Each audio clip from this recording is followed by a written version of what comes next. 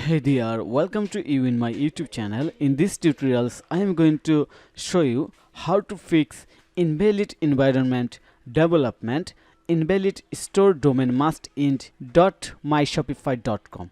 So, if you have started learning Shopify theme development and you are very beginner and wanted to develop Shopify theme in locally, then you can continue this video. So, let's get started.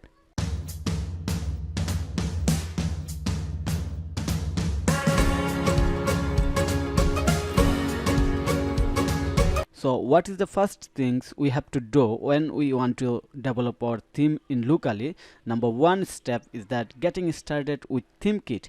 Then we have to set up theme kit. For example, install the theme kit and we have to select the operating system. Like if you use Linux, then you have to select Linux. You have to, and if you use MacBook, then you have to select Mac OS. And if you use normally Windows like me, then you have to select Windows.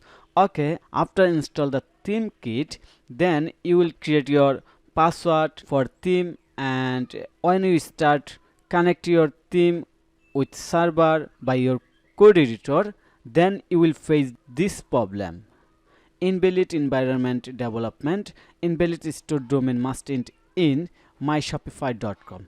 So here I am going to the easy solution from the Shopify community reference. So you can see that most of the new developer like you face the same problem, and this problem is already reached by 8,000 people. That is the massive number of people.